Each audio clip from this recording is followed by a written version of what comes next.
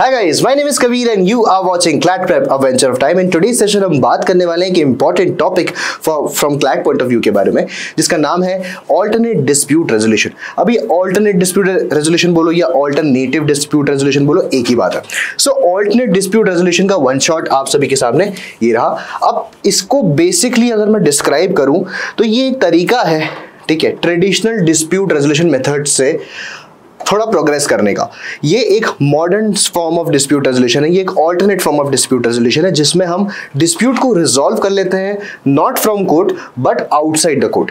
अब बोलते हैं ना कि यार कॉम्प्रोमाइज कर लेते हैं, ठीक है, भाईचारे से सुलहनामा कर लेते हैं, ये वैसी ही कोई चीज है, लेकिन इसको हम थोड़ा फॉर्मलाइज कर रहे हैं। So alternate dispute resolution is a mechanism to resolve disputes outside the traditional court. ये इसकी बेसिक डेफिनेशन हो गई। इसमें बहुत सारे तरीके होते हैं। It includes arbitration, conciliation, mediation, negotiation and Lok अदालत। अब ये डिफरेंट तरीके किस बारे में बात करते हैं भाई? आर्बिट्रेशन आपका एक फॉर्मल प्रोसीजर होता है, इसके बाद कंसिलिएशन एक थोड़ा सा इनफॉर्मल प्रोसीजर हो जाता है, देन मीडिएशन में हम रिसेंटली एक देखते हैं मीडिएशन एक्ट 2023 का, then we have negotiations and Lok Adalat. लोक अदालत सेमी कोर्ट्स जैसा हम बोल सकते हैं, जिसमें एक लोक अदालत का एक आपको एक सुलहनामा साइन करना पड़ता है, जिसको आप बाद में जाके चैलेंज भी कर सकते हैं। नाउ ऑब्जेक्टिव क्या है? बेसिकली ऑब्जेक्टिव ये है कि आपको आपका डिस्प्यूट रिजॉल्व करना है क्विक, कॉस्ट इफेक्टिव, फ्लेक्सिबल और लेट एडवर्सरियल मैनर में। अभी जो लेस एडवर्सरियल मैनर मतलब भाई आपको ज्यादा इन्वॉल्व नहीं करना है कुछ ऐसी पार्टीज को कि यार जो आपके डिस्प्यूट को और ज्यादा कॉम्प्लेक्स कर दे। बहुत सिंपल प्रोसेस है इन सारे एडीआर का, लेकिन डिफरेंट प्रोसीजर है। हम इसका एक कंपैरेटिव एनालिसिस भी देखेंगे, कुछ बेसिक प्रिंसिपल्स देखेंगे आज की क्लास में, यानी कि कुछ लीगल डॉक्ट्रिन्स देखेंगे जो कि आपके ऑल्टरनेट डिस्प्यूट रेजोल्यूशन के पर्टिकुलरली स्पेसिफिकली रिलेटेड है। नाउ इसको हम बैक करते हैं हमारे कॉन्स्टिट्यूशनल मैंडेट से, जो कि है आर्टिकल 39A, जिसमें ये बोला गया है कि फ्री लीगल एड प्रोवाइड करना। फ्री लीगल एड प्रोवाइड करना का इससे क्या रिलेशन है भाई? अगर कोई भी पार्टी जो है वो उसकी डिस्प्यूट हो गई है एंड डिस्प्यूट रिजॉल्व करने में वो असमर्थ है, तो फिर वो लोक अदालत जा सकती है। साल में 3 से 4 बार लोक अदालत लगती है, नेशनल लोक अदालत भी लगती है, जिसके अंदर कुछ सर्टन स्पेसिफाइड मैटर्स ही जा सकते हैं। Criminal matters particularly alternate dispute resolution में नहीं जाते, लेकिन कुछ ऐसे मैटर्स हैं क्रिमिनल मैटर्स में भी जिसकी कंपाउंडिंग हो सकती है। अब कंपाउंडिंग मतलब क्या होता है? कंपाउंडिंग मतलब जिसमें कॉम्प्रोमाइज पॉसिबल है, जिसके अंदर सुलहनामा करना या फिर एक कॉम्प्रोमाइज डिक्री करना पॉसिबल है। Next we have in the line is that what are the different प्रकार के इंपॉर्टेंस रिगार्डिंग एडीआर की। एडीआर की इंपॉर्टेंस क्या है? डिफरेंट प्रकार से एडीआर इंपॉर्टेंट क्यों है? देखो सिंपल सी बात है, हम बोलते हैं ना तारीख पे तारीख मिली पर इंसाफ नहीं मिला मिलॉर्ड, ये वैसा ही है। आपने इतने सारे बैकलॉग ऑफ केसेस कर दिए, इतने सारे बैकलॉग कि इसको साल दर साल लग ही जाएंगे इसको सॉल्व करने में। 5 CR cases we have presently, और ये जो डेटा है गवर्नमेंट का डेटा है। अगर गवर्नमेंट का डेटा ये कहता है कि 5 करोड़ केसेस पेंडिंग है, तो इससे 2-3 चीजें हमें समझ में आती है। या तो जजेस बहुत ज्यादा इनएफिशिएंट है, या तो पार्टीज बहुत ज्यादा इनइफेक्टिव तरीके से लॉयर्स को अपॉइंट कर रही है, या फिर लॉयर्स ही जो है वो पार्टीज को एक्सप्लॉइट कर रहे हैं, ठीक है। इसके अलावा हमारा जो टीडीएस सा कोर्ट का प्रोसीजर है उसके कारण भी डिलेज होते हैं। तो बहुत सारे मल्टीपल रीजंस हो सकते हैं इन 5 करोड़ केसेस के पेंडिंग होने के। Also there are multiplicity of suits. तो कोर्ट यही चाहता है, चाहे सिविल सूट हो, ठीक है, चाहे क्रिमिनल सूट हो या क्रिमिनल केस हो, ठीक है, इन एनी सिनेरियो अगर आपका एक जगह पे फोरम मिल गया है तो आप उसी के अंदर जाएं और दूसरी जगह पे केस फाइल ना करें, बिकॉज द केस इज सब जुडिस। रेस्ट सब जुडिस का प्रिंसिपल लगता है। रेस्ट सब जुडिस का प्रिंसिपल ये लगता है कि भाई अगर ऑलरेडी मैटर पेंडिंग है तो फिर आप दूसरे फोरम में जाके केस मत फाइल करो, पार्टी को वापस दूसरे फोरम मत दौड़ाओ। पार्टी को अगर दूसरे फोरम दौड़ाओगे तो पार्टी के रिसोर्सेज भी बेकार होंगे, आपके रिसोर्सेज भी बेकार होंगे, और आप पार्टी को हरास कर रहे हो, मेंटली हरास कर रहे हो, फिजिकली हरास कर रहे हो, इस पूरे eight the same time economically भी हरास कर रही हो। एट द सेम टाइम एक और प्रिंसिपल लगता है जिसका नाम है रेस जुडिकाटा। रेस जुडिकाटा ये कहता है कि जब आपका ऑलरेडी जजमेंट आ चुका है कोर्ट से, तो वापस क्यों जा रहे हो किसी दूसरे कोर्ट? अपील तो फाइल करने का आपका राइट है ही है, अपीलेट कोर्ट्स तो गिवन ही गिवन है, बट अपील फाइल करना is not a fresh case, उसी केस का एक कंटिन्यूशन आता है। पर अगर उसी केस की जगह पे आप अपील ना फाइल करते हो तो कोई दूसरी चीज कर दो, दूसरे फोरम चले जाओ, same party same fact same issues को लेके, सब चीज सेम प्रेयर को लेके कि भाई मैं भी अभी भी यही क्लेम करना चाहता हूं, अभी भी यही मुझे रिलीफ चाहिए, सेम रिलीफ जब आप क्लेम करना चले जाते हो, ये गलत है, रेस जुडिकाटा का प्रिंसिपल लग जाएगा। सो वी हैव इतने सारे जुडिशियल बैकलॉग, और अब हम इनकरेज क्या करना चाहते हैं, दूसरा इसका ये इंपॉर्टेंस है कि भाई एमिकेबल सेटलमेंट, एमिकेबल मतलब भाईचारे से हम सेटलमेंट करना चाहते हैं, यही इसका होल सोल पर्पस है। अगर कोई चीज ऐसे सेटल नहीं हो जाती तो उसके रिलेशनशिप खराब हो जाता है, ठीक है, पार्टीज के बीच में अंदरूनी रिश्ते खराब हो जाते हैं, तो हम उन रिलेशनशिप को सॉल्व करना चाहते हैं। इसमें फैमिली कोर्ट की चीजें भी आ सकती है, ठीक है, इसमें मल्टीपल फेसेट्स के डिफरेंट प्रकार के डिस्प्यूट, ई कॉमर्स डिस्प्यूट आ सकता है, ट्रेड वाले डिस्प्यूट्स आ सकता है, इसमें आपके जितने भी कॉन्ट्रैक्चुअल ट्रांजैक्शंस है वो भी आ सकता है। Anything can be covered except few heinous crimes under criminal law. इसको इंटरनेशनली अगर रिकॉग्नाइज करें तो क्या होगा, बेसिकली अनसेटल्ड मॉडल लॉ जो है, मॉडल लॉ बेसिकली क्या होता है, मॉडल लॉ मतलब एक बेसिक ऐसा लॉ होता है जिसके बेसिस पे सारे लॉ बनते हैं। मॉडल लॉ एक मॉडल बना देते हैं ना हम किसी चीज का, कि यार ये रहा हमारा एक बेसिक साइंस का मॉडल, और ऐसा हमारा इस साइंस का एक प्रोजेक्ट जो हमने बना दिया वैसा इसका इंप्लीमेंटेशन होना चाहिए, एक बेसिक सा मॉडल। तो वैसे ही अनसेटल्ड एक बेसिक सा मॉडल बनाता है रिगार्डिंग दीज इंटरनेशनल आर्बिट्रेशन। तो अब अपना इंटरनेशनल आर्बिट्रेशन कैसे होगा, इंडियन आर्बिट्रेशन कैसे होगा, अनसेटल्ड मॉडल लॉ इस चीज के बारे में बेसिस देता है। नेक्स्ट इज इसके की सेक्टर्स कौन कौन से होंगे, वही मैंने बताया, जैसे कंज्यूमर केस हो गए, फैमिली डिस्प्यूट्स हो गए, ठीक है, जिसमें रिलेशनशिप को प्रिजर्व करने की जरूरत है, ई कॉमर्स डिस्प्यूट हो गए, कमर्शियल कॉन्ट्रैक्ट्स हो गए, ये सारी चीजें इंपॉर्टेंस है। नेक्स्ट इसके अलावा वी हैव डिफरेंट प्रकार के एडीआर, यानी कि ऑल्टरनेट डिस्प्यूट रेजोल्यूशन। अब ये इतने प्रकार के एडीआर हैं सर, सब में अंतर क्या होता है, अंतर आपके सामने गिवन है। सो आर्बिट्रेशन में मतलब एक पार्टी रहती है, वो दोनों पार्टी का डिस्प्यूट रिजॉल्व करती है, और दोनों पार्टी उस पार्टी को चूज करते हैं कि भाई साहब आप ही हमारा डिस्प्यूट रिजॉल्व करो। सो दो पार्टी हैं, दोनों पार्टी ने मुझे चूज करा कि भाई आप हमारा डिस्प्यूट रिजॉल्व करो, और मैं बिल्कुल एक थर्ड पार्टी न्यूट्रल की तरह इस डिस्प्यूट को रिजॉल्व करूंगा। तो मैं कह रहा हूँ आर्बिट्रेटर। इस आर्बिट्रेटर को अगर लोग सोचते हैं कि यार ये बायस हो सकता है, तो इसमें आप पैनल भी बिठा सकते हो, ठीक है, एक पार्टी अपना आर्बिट्रेटर चूज करेगा, दूसरा पार्टी अपना आर्बिट्रेटर चूज करेगा, तीसरा आर्बिट्रेटर चूज करा जाएगा इन दोनों आर्बिट्रेटर्स के द्वारा। तो ये पैनल ऑफ आर्बिट्रेटर्स हो गया, ठीक है। नेक्स्ट वी हैव लोक अदालत। लोक अदालत मतलब पीपल्स कोर्ट। अवार्ड इसका बाइंडिंग होता है, फाइनल होता है, इसको माना जाता है कि इसके पास सिविल कोर्ट की डिग्री जितनी पावर है। अगर आप इसको नहीं मानते तो बिल्कुल इस चीज को चैलेंज किया जा सकता है कि भाई इसका एग्जीक्यूशन क्यों नहीं हो पा रहा है। तो लोक अदालत स्टेट में भी लगती है और आपकी सेंट्रल लेवल पे भी लगती है, नेशनल लेवल पे भी लगती है। तो स्टेट लोक अदालत होता है, डिस्ट्रिक्ट लोक अदालत होता है, इसके अलावा नेशनल लोक अदालत होती है। तो इसको रेगुलेट कौन करता है, नेशनल लोक अदालत को रेगुलेट करता है NALSA, national legal service authority. State को रेगुलेट करता है SALSA, that is state legal service authority. And at the same time we have DALSA, that is district legal service authority, जो लोक अदालत के थ्रू केसेस सॉल्व करता है। ऐसे बहुत सारे ऑर्गेनाइजेशन है जो लोक अदालत के थ्रू केस सॉल्व करते हैं। सामा हो गया, ठीक है, CADR हो गया, ठीक है, ADAR हो गया। तो डिफरेंट ऑर्गेनाइजेशन है, ऐसे मीडिएशन बेस्ड बॉडीज हैं जो लोक अदालत के थ्रू केसेस लेके जाती हैं और वहां पे जाके डिस्प्यूट रिजॉल्व करती हैं। इसके अलावा वो लोग प्राइवेटली भी डिस्प्यूट को रिजॉल्व करते हैं, मीडिएशन का इस्तेमाल करके, नेगोशिएशन कंसिलिएशन का इस्तेमाल करके, और ये बिल्कुल लीगल है, बिल्कुल लीगल तरीका है दोनों पार्टी के बीच कॉम्प्रोमाइज कराना। सेटलमेंट इज प्रीटी लीगल, इससे कोर्ट का ही बैकलॉग कम होता है और कोर्ट इसको एनकरेज भी करता है।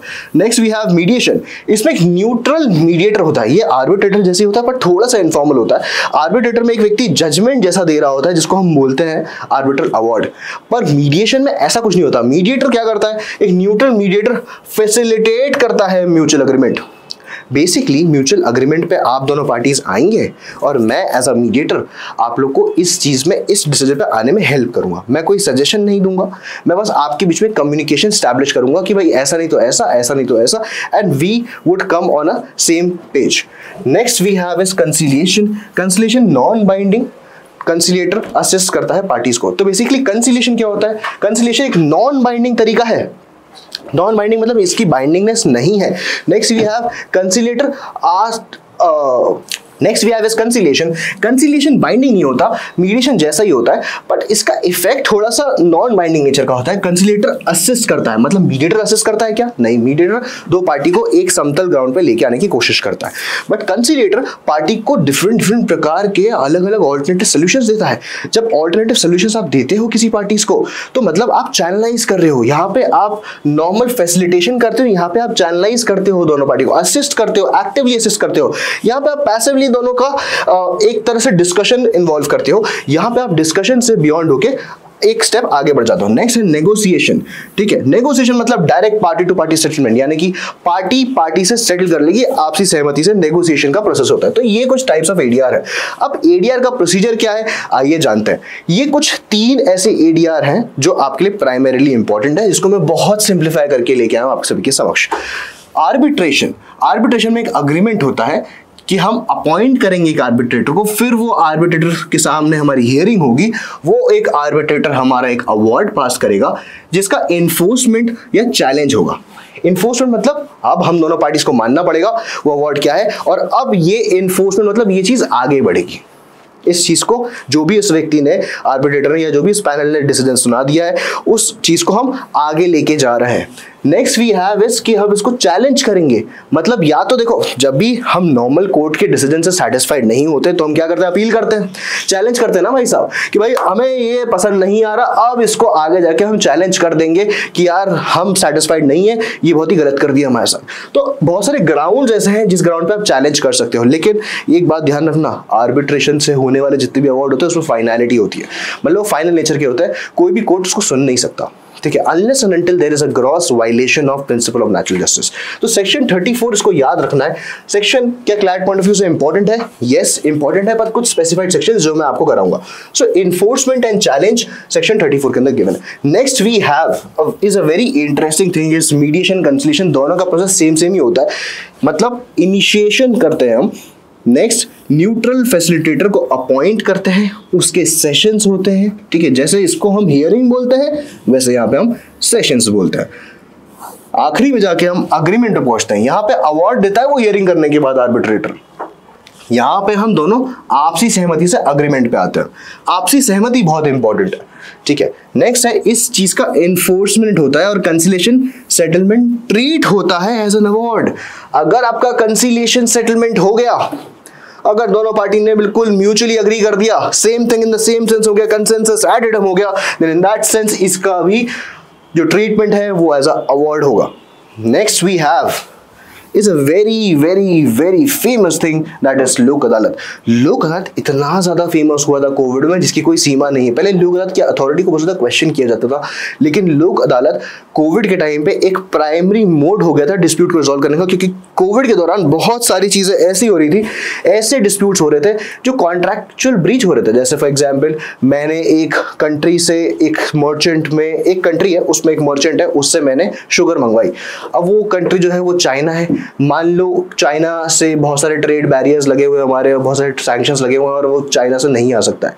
अब मैंने उस पर ब्रीच ऑफ कॉन्ट्रैक्ट का केस कर दिया। वो मर्चेंट बेस्ड तो इंडिया है, पर उसका सारा सोर्स जो है वो चाइना में, सारा फैक्ट्री वगैरह चाइना में, उसका हेड ऑफिस चाइना में है, उसका रीजनल ऑफिस इंडिया में। अब मैं उस व्यक्ति को इस चीज में लेके आता हूँ, मैं उसके अगेंस्ट डिस्प्यूट फाइल कर देता हूँ। अब भाई केस कर दूंगा, इतना बड़ा केस है, बहुत लंबा प्रोसीजर है, तारीख पे तारीख लगेगी, पर इंसाफ शायद मिल जाए शायद ना मिले, कोई चांस नहीं है। पर अगर हम लोक अदालत के थ्रू लिटिगेशन करने के पहले ही यानी कि प्री लिटिगेशन ही लोक अदालत कर लेता हूँ, यानी कि मैं केस तो फाइल करने वाला हूँ लेकिन उसके पहले चलो आओ बैठ के बात कर लेते हैं, लोक अदालत में चलते हैं। लोक अदालत मतलब लोगों की अदालत। ठीक है, अदालत तो वैसे नॉर्मली लोगों की ही होती है, पीपल्स कोर्ट ही होता है, पर ये जो पीपल्स कोर्ट है ये बहुत ही ज़्यादा इनफॉर्मल नेचर का है। ठीक है, आपसे सहमति से बातचीत करी जा सकती है, या फिर कोई केस अगर ऑलरेडी पेंडिंग है। एक तो वो केस हो गया जो केस फाइल करने वाला हूँ उसके पहले का, एक वो कि केस फाइल कर दिया है लेकिन पेंडिंग चल रहा है, तो अभी बीच में जाके सेटलमेंट कर सकता हूँ। यानी कि कोई भी मैटर भले चाहे कोर्ट में इंस्टीट्यूट हो गया हो ये ना हुआ हो, उसका सेटलमेंट पॉसिबल है। देखो मैंने एक चीज बताई थी, रेस सब जुडिस। रेस सब जुडिस मतलब ये होता है कि यार पार्टी जो है वो कहीं भी दूसरे कोर्ट में सेम मैटर को लेके नहीं जा सकता, बिकॉज कोर्ट में ऑलरेडी केस पेंडिंग है। पर यहाँ पर रेस सब जुडिस का प्रिंसिपल लगता ही नहीं है, क्योंकि आप दूसरे कोर्ट नहीं जा रहे, आप तो दूसरे फोरम नहीं जा रहे, आप तो सेटलमेंट करने के लिए फोरम पे जा रहे हो। तो सेटलमेंट तो कोर्ट हमेशा इंकरेज करता है, तो इसलिए हम प्री लिटिगेशन और पेंडिंग डिस्प्यूट्स को लेके जा सकते हैं। फैमिली कोर्ट की डिस्प्यूट भी इसमें बहुत ज़्यादा सॉल्व होती है, कोई कोर्ट की फीस लगती ही नहीं है। इन सब में शायद फीस लग जाए, लेकिन लोक अदालत में जीरो फीस है पार्टीज की। जब जीरो फीस होती है पार्टी की, कोई कोर्ट फीस नहीं, तो पार्टी के पास बहुत ज़्यादा सुकून होता है कि यार मुझे कोई फाइनेंशियल बर्डन ही नहीं है, मुझे किसी टीडीएस प्रोसेस में पैसे देने नहीं है, कोई दिक्कत की बात ही नहीं है। एक सेटलमेंट पे रीच करते हैं और आखिरी में जाके एक बाइंडिंग अवार्ड होता है। देख रहे हो, बाइंडिंग नेचर ऑफ अवार्ड हर जगह पे है, आर्बिट्रेशन में ले लो, मीडिएशन कंसिलिएशन में ले लो एंड लोक अदालत में ले लो। तो ये थे हमारे कुछ ऐसे डिफरेंट प्रकार के एडीआर्स। नेक्स्ट वी हैव कुछ लीगल फ्रेमवर्क। अब ये लीगल फ्रेमवर्क किस बारे में बात करते हैं, आइए इस वीडियो में जानते हैं। सो बेसिकली हमने इसको डिवाइड कर दिया है कि भाई कौन सा मैकेनिज्म है और कौन से प्रोविजंस उनको वो अथॉरिटी देता है। ये बहुत इंपॉर्टेंट है क्लाइंट पॉइंट ऑफ व्यू के लिए, क्योंकि यही चीजें आती हैं। ये तो कॉन्सेप्चुअल लर्निंग है, आप कॉन्सेप्ट सीख रहे हो, कॉन्सेप्ट की वर्ड आपको थोड़ी सी लीगैलिटी बताना चाहिए कि भाई ये अपनी जो लीगैलिटी है वो कहाँ से ड्रॉ करता है, और ये कुछ फीचर्स उन सब चीजों के लिए। एक बार स्क्रीन को ध्यान से देखो और समझने की कोशिश करो। So basically arbitration conciliation act 1996 में आया था, इसको अमेंड कर दिया 2015, 2019, 2021। हमारे लिए बहुत इंपॉर्टेंट है। इसमें दो मैकेनिज्म की बात करी है, आर्बिट्रेशन और कंसिलिएशन। ये बेस है हमारे वही अनसेटल्ड मॉडल लॉ, उनसेटल्ड बोल लो, यूएनसेटल्ड बोल लो, अनसेटल्ड बोल लो, एक ही बात है। पार्टी की ऑटोनॉमी को प्राइमरीली फोकस करा गया। Enforceability of awards is very important, section 34, 36 में इसी बारे में बात है। नेक्स्ट, आर्बिट्रेटर का अपॉइंटमेंट कैसे होगा, बिल्कुल निष्पक्ष रूप से होना चाहिए, बिल्कुल न्यूट्रल तरीके से होना चाहिए। टाइम लिमिट इंट्रोड्यूस कर दी 2015 के अमेंडमेंट से कि भाई कितने टाइम में एक आर्बिट्रेशन वाला डिस्प्यूट जो है वो सॉल्व हो जाना चाहिए। Next, arbitration council of India 2019 के अमेंडमेंट से हमने ऐड कर दी। नेक्स्ट वी हैव लोक अदालत। तो परमानेंट लोक अदालत के लिए हमारे पास क्या है, स्टेट लीगल सर्विस अथॉरिटी 1987, याद है, नालसा सालसा बताया था मैंने आपको, डालसा बताया था, वैसी कुछ कहानी है। ऑर्गेनाइजेस, ये ऑर्गेनाइज करता है लोक अदालत for pending and pre litigation dispute. Awards जो है वो बाइंडिंग नेचर के है, फाइनल नेचर के है, सेक्शन 21 के अंदर। जहां भी अवार्ड अब बाइंडिंग नेचर का देखेंगे, मतलब इसका ये होता है कि उसको हम ट्रीट करते हैं एज अ कोर्ट की डिग्री। कोई भी कोर्ट की फीस पेएबल नहीं है यहाँ पे। कोर्ट की फीस क्या मतलब, आर्बिट्रेटर की फीस आपको देनी पड़ सकती है, पड़ेगी।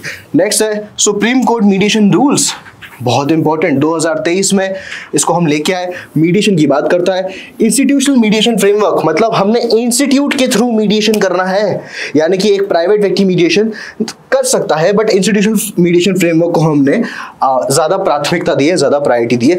कॉन्फिडेंशियलिटी ऑफ द प्रोविजंस के बारे में बात है। नेक्स्ट है applicable in all civil and family matters, जितने भी फैमिली मैटर्स है, सिविल मैटर्स है, उनको मीडिएशन करवाना ही करवाना है, ये मैंडेटरी कर दिया हमने। Code of civil procedure 1908, section 89।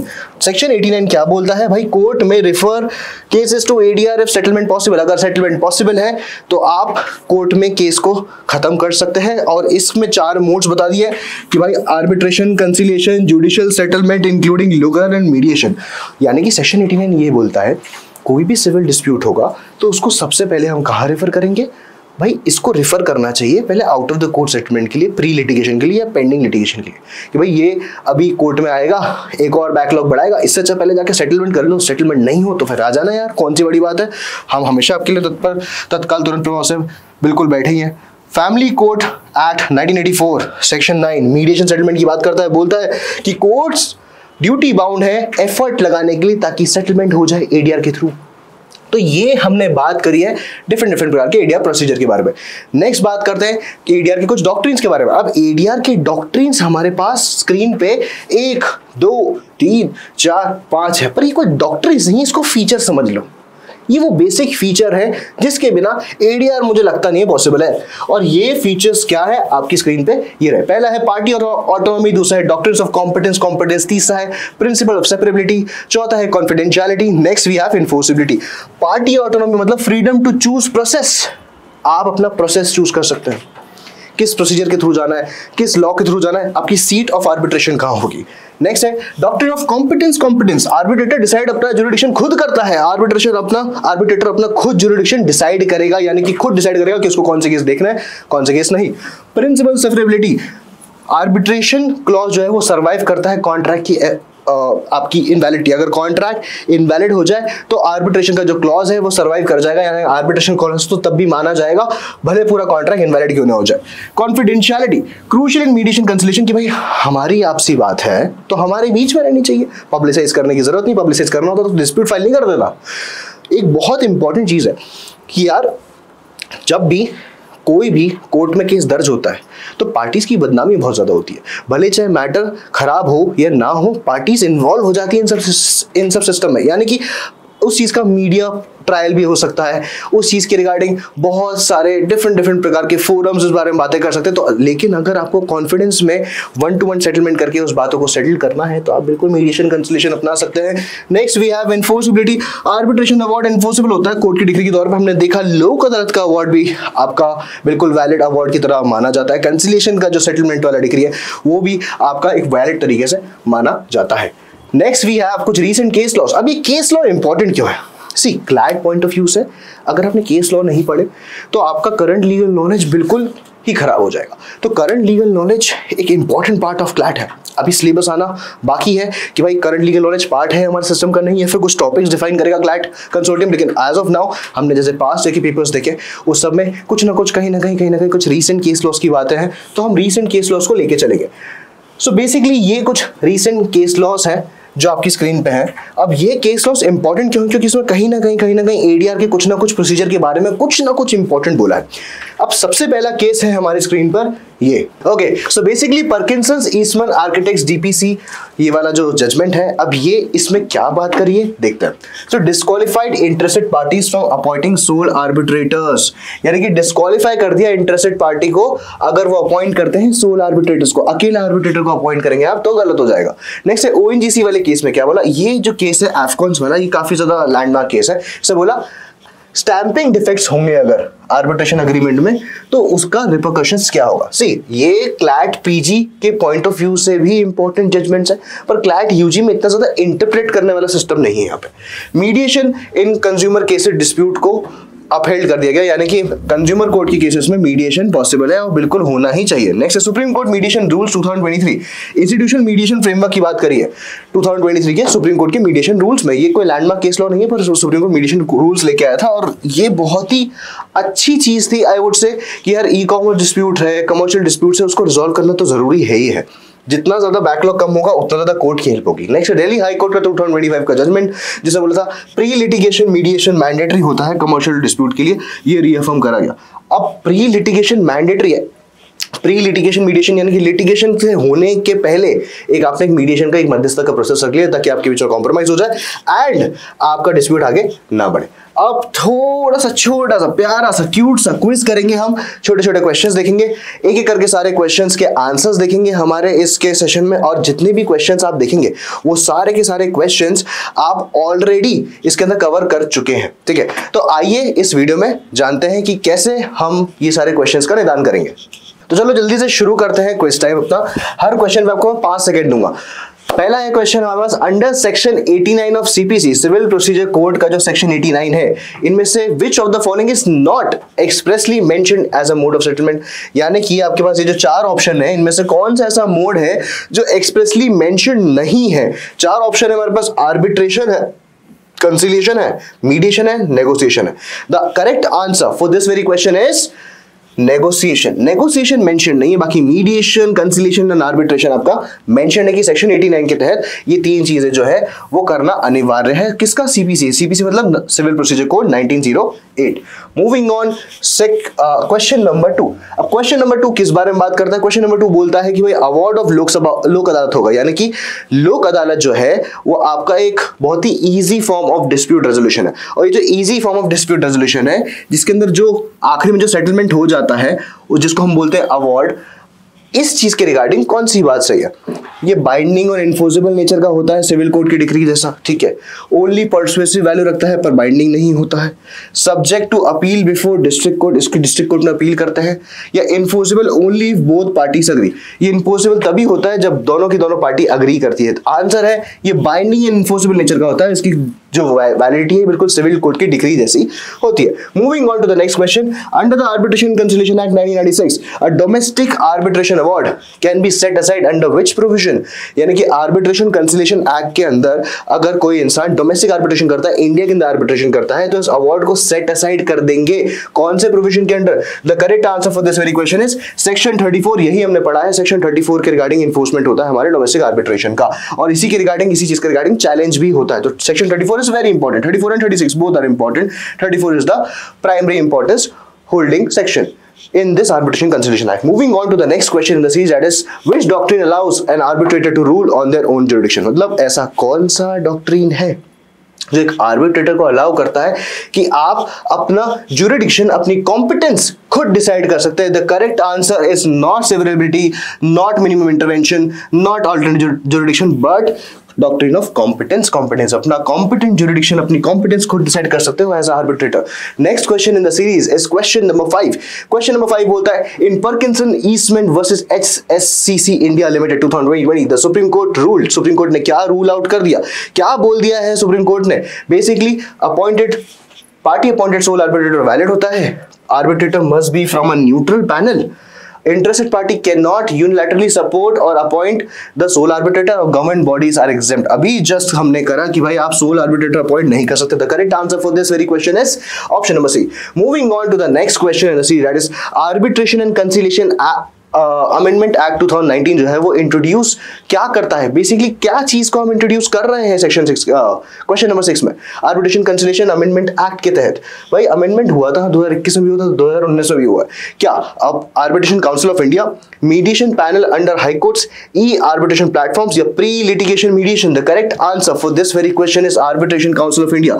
Arbitration council of India को हम लोग इंट्रोड्यूस कर रहे हैं। Moving on to the next question, the seat of arbitration determines. जो आपकी आर्बिट्रेशन की जो सीट है वो डिटरमाइन क्या करती है? लैंग्वेज ऑफ द प्रोसीडिंग्स, ठीक है, location of the hearing, procedure law governing arbitration या subject matter jurisdiction. Seat of arbitration, अच्छा क्वेश्चन कि मतलब जो आर्बिट्रेशन की सीट है, जो पैनल है, वो क्या डिटरमाइन करता है? बेसिकली सीट डिटरमाइन करती है अपना प्रोसीजर लॉ गवर्निंग आर्बिट्रेशन। तो इसलिए इसका करेक्ट आंसर क्या हो जाएगा? Option number C. भाई जिस जगह पे जो सीट बैठी है वही तो अपना प्रोसीजर खुद डिसाइड करेगी, अपना उसमें प्रोसीजर खुद डिसाइड करो, पर पैनल में कौन बैठेगा ये पार्टीज का डिस्क्रिप्शन होता है।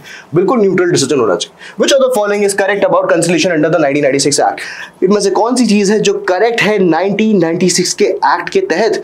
The correct answer for this very question is settlement has a status. जो आपका सेटलमेंट है उसका स्टेटस हो जाता है आर्बिट्रल अवार्ड जैसा। और ये मैं क्यों बोल रहा हूं? बिकॉज कंसिलिएशन में एक कंसिलेटर होता है जो नेगोशिएटर की तरह काम करता है, वो आपके बीच में सामंजस्य भी बिठाता है, एट द सेम टाइम आपको कुछ आइडियाज भी देता है, ऑप्शंस भी देता है, और इन सब का लीगल स्टेटस एक आर्बिट्रल अवार्ड जैसा होता है, एक प्रॉपर अवार्ड जैसा होता है। ठीक है, एक प्रॉपर अवार्ड मतलब जिसको आप चैलेंज कर सकते हो कोर्ट ऑफ लॉ के अंदर। नेक्स्ट, अच्छा by the way finality of the award भी रहता है। ठीक है, आप कोर्ट ऑफ लॉ में सिर्फ प्रिंसिपल नेचुरल जस्टिस के रिगार्डिंग चैलेंज करोगे, इस चीज के बियॉन्ड आप कुछ चीज के रिगार्डिंग चैलेंज नहीं कर सकते। आर्बिट्रेशन एंड कंसिलिएशन एक्ट आपका बेस है किस चीज के कारण? कौन सा ऐसा है? जेनेवा कन्वेंशन है क्या? वियना कन्वेंशन है? Hague principle? अरे बिल्कुल नहीं, आंसर है unsettled model law. Next question, ऐसे क्वेश्चन को अपन को ऐसे निपटाना है बिल्कुल हल्के में। A party can challenge an arbitrator. एक पार्टी चैलेंज कर सकती है आर्बिट्रेटर को सेक्शन 12 के अंदर। अब बताओ ए बी सी और डी।